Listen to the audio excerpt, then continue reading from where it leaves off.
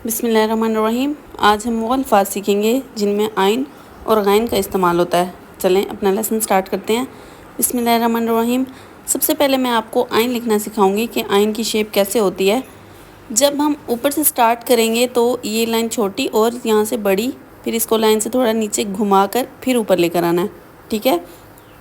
और आइन की छोटी शक्ल जो होगी वो जब किसी की लफ्ज़ के अंदर यूज़ होगी तो इसको यूँ कर्व करके और यहाँ से गोल कर देना है, ठीक है।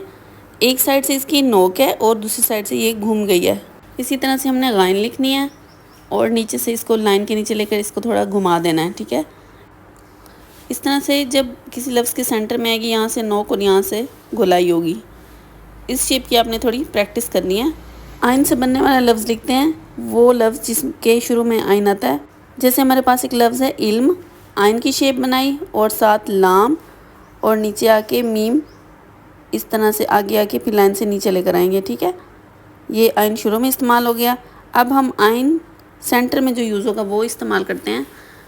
हमारे पास एक लफ्ज़ है मालूम, मीम, आइन की शेप देखें जैसे मैंने आपको सिखाई है, साथ में लाम बनाना है और यहाँ पे वाव बना देंगे लाइन के ऊपर और मीम की पूरी शक्ल लाइन से नीचे लेकर आएंगे, ठीक है।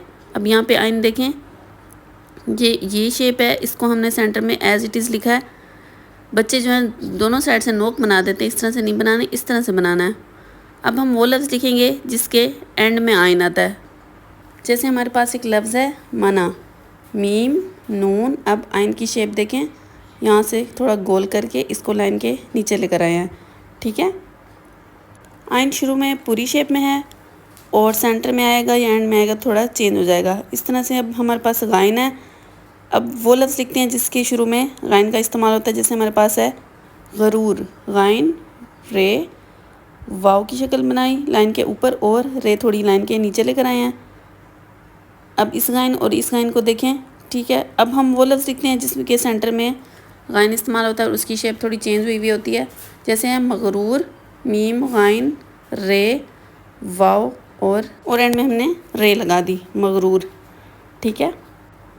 ठीक है, अब हम वो लफ्ज़ लिखते हैं जिसके एंड में गाइन आता है। जैसे हमारे पास एक लफ्ज़ है बाग, बे अलिफ बा, यहाँ पे अलिफ आ गई है शरारती रूफ, इसलिए गाइन की पूरी शक्ल इस्तेमाल होगी। यहाँ पे इसकी शक्ल चेंज नहीं हुई है क्योंकि ये किसी लफ्ज़ से जुड़ा हुआ नहीं है। अगेन मैं आपको बताती हूँ, एक शेप ये है गाइन की, ठीक है, हमज़ा की तरह, और दूसरी जो सेंटर में यूज़ होगी यहाँ से इसकी नोक है और यहाँ से ये थोड़ा सा सर्कल की तरह है। ये इसकी प्रॉपर शेप है। जैसे ये मालूम में आए, मगरूर में आए, तो ये इस तरह से बनानी है। इसकी थोड़ी सी ज़्यादा प्रैक्टिस करने की ज़रूरत है ताकि बच्चे जो है ना आसानी से इसको लिख सकें। अगर कोई आपको वर्ड समझ में नहीं आया तो आप मुझसे पूछ सकते हैं। आइन और गाइन से बनने वाले मज़ीद अल्फाज आपने लिखने हैं और इनकी प्रैक्टिस करनी है। अगर आपको पसंद आई ये वीडियो तो लाइक कर दें। Thank you.